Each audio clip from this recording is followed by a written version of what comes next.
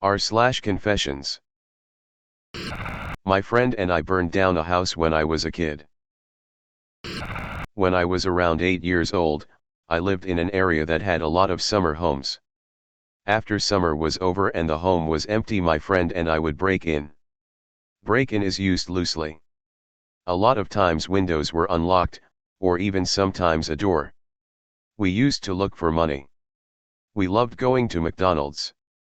One time we even found a lockbox. Busted that open with a sledgehammer. We usually didn't take anything but money. There were TVs, or beds, but I was 8. What would I do with any of that? Almost never any toys. I did take a really cool looking mini statue. I still have it to this day. We were in one house playing with those long wooden matches. One of them lit the shag carpet. We couldn't get it out. We rode our bikes out of there like the devil was on our heels. Some days later we both rode our bikes back to this house. The place was burned to the ground. Destroyed, nothing left. I can still smell it. I also remember I stepped on a nail and it went into my foot. Hurt like hell. We rode our bikes away and never talked about it again.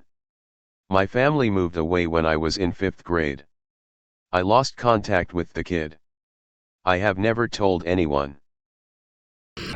I've, 30M, spent $250,000 to $350,000 on drugs and gambling.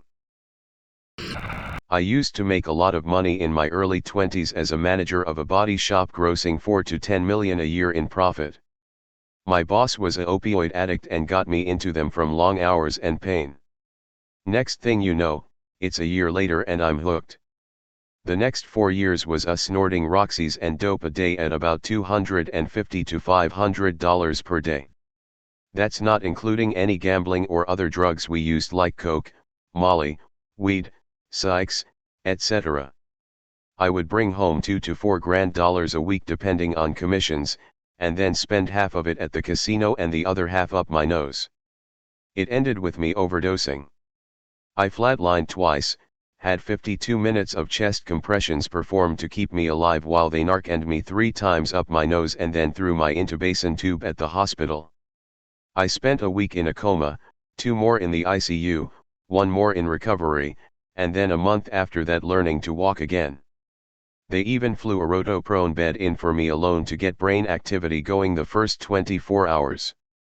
The real confession is what else we did during those 4 or 5 years. We paid off a half dozen adjusters to inflate claims/supplements. I mean thousands of dollars each time. A total of $500,000 I know of was scammed money. We would take a hail car that had medium damage and use tools to create more dents for more money and fix them before the customer saw and somehow never got caught. I've been clean 5 years and started a family. I'm doing wonderful. My boss just died last week of an overdose. I haven't seen or spoke to him since I quit when I decided to get sober after my overdose, but hearing about his death brought a lot up. Honestly, it got much darker and illegal than that, but I'm weary of posting those details online ever. Edit. After 12 hours, this post has garnered more traffic than I expected by a long shot. I wrote this BC my boss died and I found out through the grapevine. I haven't worked or spoke to him in 5 years, but it still brings a lot up. The last 5 years, my life has been 110% different. I work now in the low voltage industry. I don't make a fraction of the money I used to, but I have the greatest family in the world, I'm sober, and much happier.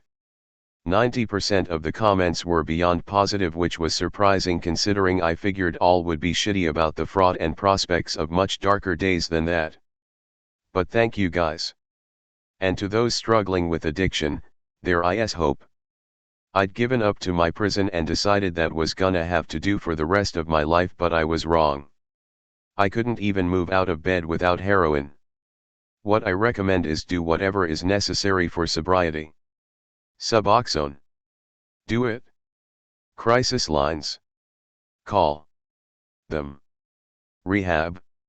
If you can afford it, go.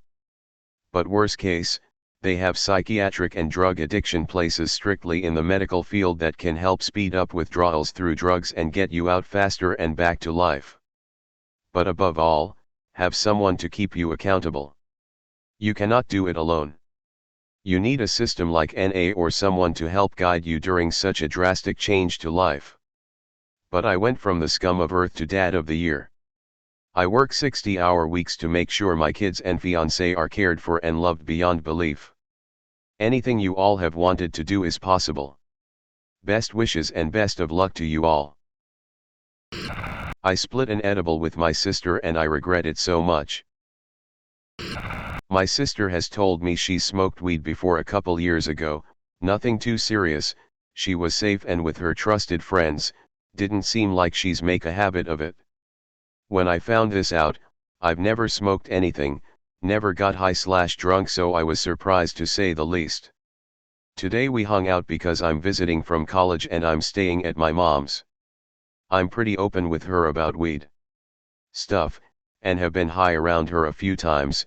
She was never uncomfortable and I always ask permission before taking an edible, that's the only way I got high at the time. Today she revealed to me that she snagged our mom's dab pen and has been taking occasional hits off of it and she brings it to her friend's house and stuff. So I spontaneously asked if she wanted to split an 10 milligrams edible with me, and she agreed. She's never had an edible before, so this was kind of a first, and it was only about 5 milligrams. So I figured it wasn't a huge deal, and it's not.